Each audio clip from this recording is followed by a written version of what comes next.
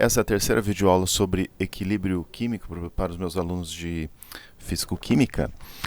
Nas duas primeiras aulas nós vimos os conceitos de avanço de reação, ou se você preferir chamar de extensão da reação, energia livre de Gibbs de reação, quociente reacional, constante de equilíbrio, mas nós havíamos trabalhado com uma reação simples do tipo A, o único reagente, produzindo B, o único produto. Agora nós vamos generalizar as expressões deduzidas na aula passada para qualquer reação química. Então vamos pegar, por exemplo, essa estequiometria. Então, digamos que a reação avance de dxi. Então, aqui seria um avanço infinitesimal da reação. Então, xi é o avanço da reação, ou se você preferir chamar de extensão da reação. Nós poderíamos, então, dizer que a variação do número de mols de A é igual, olha só o coeficiente estequiométrico aqui, 2d de xi. Só tem um detalhe, o A está sendo consumido, é reagente, então vou pôr um menos aqui na frente. A variação do número de mols de B, variação do número de mols de B é igual. Bom, olha só o coeficiente 3. 3d de xi, onde xi é o avanço da reação. Como o B é um reagente, vou pôr um menos na frente. Nós temos o produto C, a variação do número de mols de C é igual d de xi. Por quê? Tem um 1 aqui na frente e ele está sendo formado. O produto D, a variação do número de mols do produto D é 2d de xi. Vamos lembrar da definição de ΔG da reação. Então, ΔG da reação, ΔG da reação é uma coisa, ΔG padrão da reação é outra coisa. Então, é a derivada da energia de Gibbs com respeito ao avanço da reação, mantendo constante pressão, temperatura. Então, esse avanço da reação tem a ver com o quanto a reação avançou em mols. Então, está associado ao número de mols de reagentes que foram consumidos e ao número de mols de produtos formados. Então, ΔG de reação não diz respeito a uma diferença, por exemplo, entre a energia de Gibbs de reagentes e produtos. Mas nós lembramos alguma coisa da época em que estudamos grandezas parciais molares. Eu poderia colocar aqui, dg igual. Para essa reação, então, como varia a energia de Gibbs do sistema? Então, eu tenho lá o potencial químico de A, variação do número de mols de A.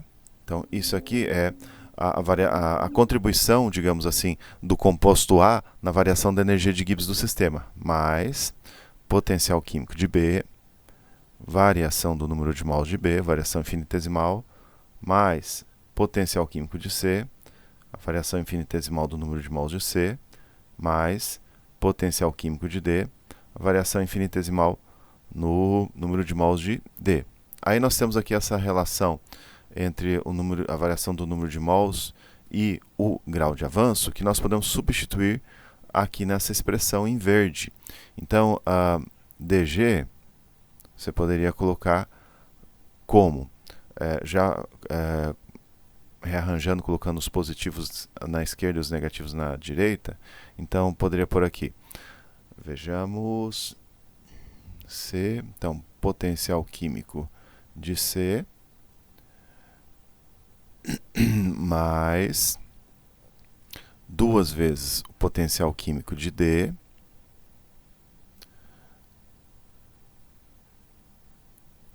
menos 2 vezes o potencial químico de A, que soma com 3 vezes o potencial químico de B. Veja que eu pus parênteses, abri, fechei parênteses, aqui eu vou pôr um chaves ou poderia pôr um colchetes. E tudo isso está multiplicando pelo grau de avanço, ou a variação infinitesimal no grau de avanço. Então vocês percebem que eu pulei uma etapa algébrica, mas sem prejuízo ao entendimento de vocês, provavelmente. Isso aqui você pode definir como o ΔG da reação. ΔG da reação. Bom, você vê a diferença aqui entre potenciais químicos de produtos e reagentes, né? E aí você pode até ficar confuso, né? Mas o fato é o seguinte: você tem que ter consciência que você não vai encontrar tabelado o potencial químico desses compostos aí numa situação de reação. O potencial químico ele varia com a composição. Olha, lembra, por exemplo, potencial químico de A, ou melhor, aqui eu tinha por derivada de G. O potencial químico de A é igual a derivada parcial da energia de Gibbs do sistema com respeito ao número de mols de A, em condições de pressão, temperatura e número de mols de todos os outros componentes constantes. Então, potenciais químicos variam com a composição. Então, isso aqui eu estou definindo como o ΔG de reação, que é igual a dG dxi. Ou, em outras palavras, eu posso rearranjar essa expressão. Então, ΔG de reação vai ser derivada parcial de G com respeito ao grau de avanço, ao avanço da reação, pressão e temperaturas constantes. De maneira mais compacta, você poderia, por exemplo, imaginar aqui que esse sinal aqui de essas setas de equilíbrio se comporta como o igual da igualdade, a igualdade na matemática para nós aqui da química. E poderia escrever isso aqui: 0 igual a somatória sobre todos os compostos Ni J grandão aqui.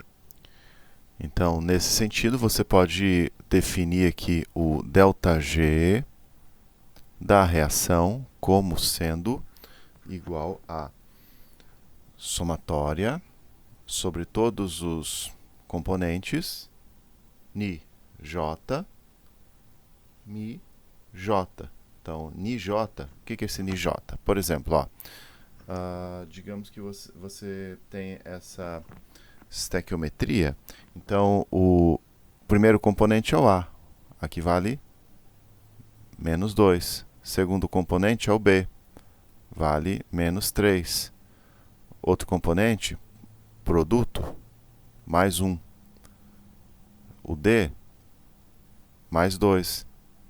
Então, aqui você tem os coeficientes estequiométricos. De tal forma que você simplifica bastante e generaliza. Agora vamos, enfim, obter uma expressão geral para o ΔG da reação. Então, novamente, posto dessa fórmula, de maneira simplificada, ΔG da reação, somatória sobre todos os J componentes do sistema reacional. Aqui, NiJ corresponde aos coeficientes estequiométricos, MiJ aos potenciais químicos das respectivas espécies. Então, nesse caso, você tem ΔG da reação igual, vou reescrever para ficar bem claro aqui. Se você quiser, você coloca aqui menos 2, potencial químico de A, menos 3, potencial químico de B, mais potencial químico de C, mais 2, potencial químico de D. Então, eu coloquei de uma maneira um pouquinho diferente.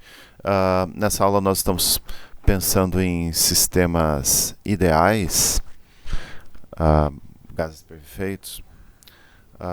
Então, nós podemos definir aqui o potencial químico da espécie J, potencial químico de qualquer espécie J, vai ser igual potencial químico padrão mais RT ln de pressão parcial de J sobre pressão padrão. Então, para cada uma dessas espécies aqui, A, B, C e D, eu tenho uma expressãozinha como essa.